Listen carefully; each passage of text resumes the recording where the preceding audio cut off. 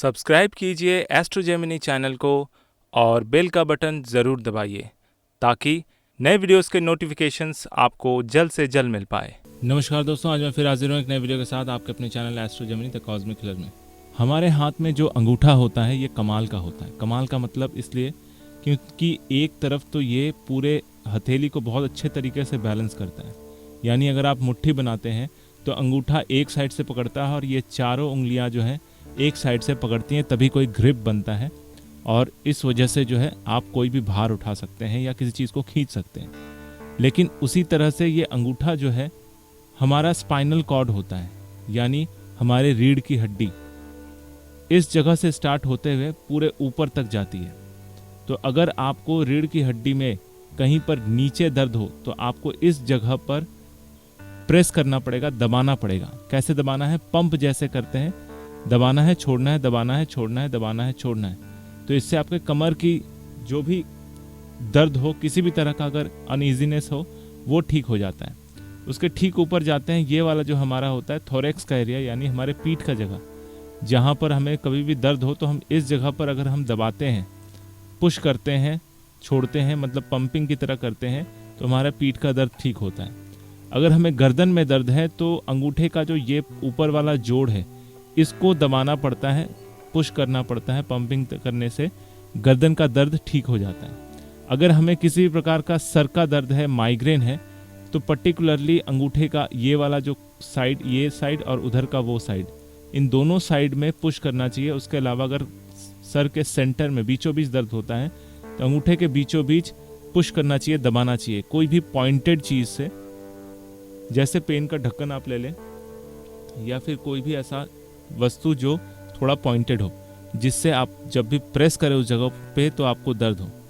तो डायरेक्टली अंगूठा जो है हमारे स्पाइनल कॉर्ड से जुड़े होने के कारण ये हमारे बहुत सारे समस्याओं का समाधान भी कर देता है। अंगूठा शुक्र का कारक है क्योंकि ये शुक्र के पर्वत के ठीक ऊपर होता है, इसलिए इसको शुक्र कहा गया है।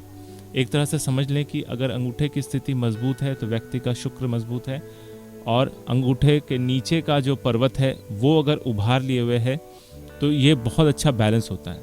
लेकिन वहीं अगर यही शुक्र का पर्वत ज़रूरत से ज़्यादा उभार लिए हुए हो तो ऐसे लोगों को किसी न किसी तरह से सेक्सुअल समस्या होती है, या ये लोग ओवर सेक्स के पीछे भागते हैं, मतलब बहुत ज़्यादा ही सेक्स के पीछे पागल होते हैं। अगर ये मैदान नॉर्मल हो, बिल्कुल साधारण हो, बहुत ज़्यादा उभार ना लिए हो, तो ऐसा व्यक्ति बहुत ही सहिष्णु होता है, हर चीज़ को समझता है, हर चीज़ में अपने आप को बैलेंस करता है।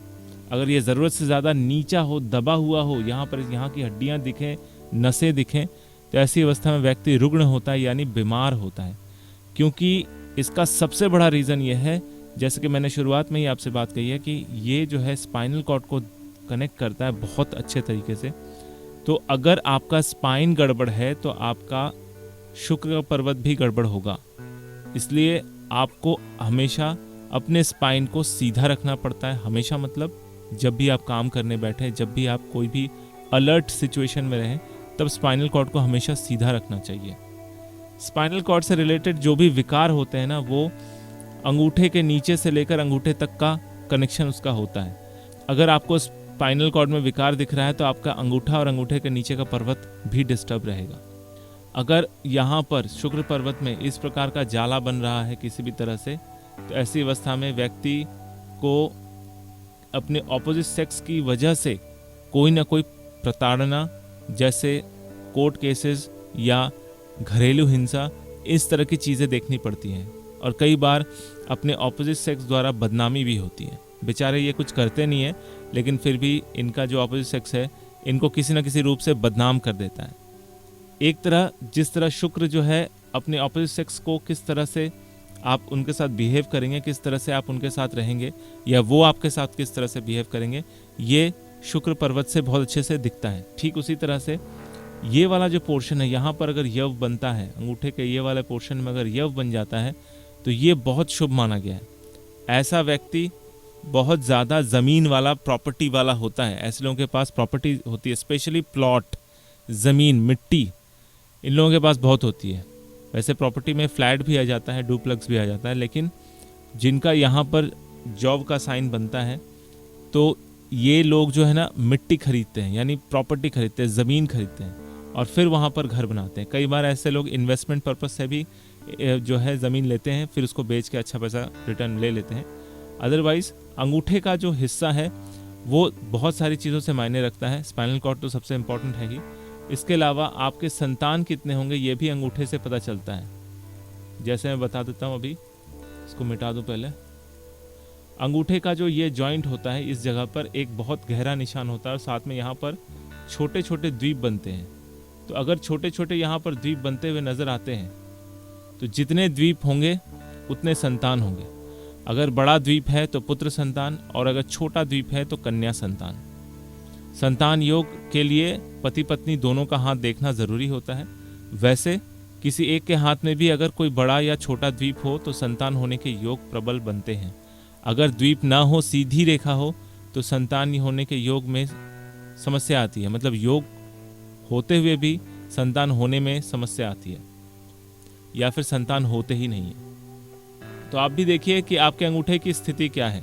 अगर अंगूठे की स्थिति अच्छी है तो समझ लीजिए कि आपका जीवन धन्य है। अगर अंगूठे की स्थिति और शुक्र पर्वत की स्थिति खराब है तो फिर आपकी परिस्थितियाँ कितनी भी अच्छी हो जाए, लेकिन आप अंदर से अगर अच्छे नहीं रहेंगे तो उन परिस्थितियों को सही से एंजॉय नहीं कर पाएंगे। तो आपको मेरा वीडियो कैसा लगा कमेंट करके ज़रूर बताइए, और अगर अच्छा लगा तो लाइक कीजिए, दोस्तों के साथ शेयर कीजिए। अगर आप मेरे इस चैनल पर नए हैं तो सब्सक्राइब करना बिल्कुल ना भूलें।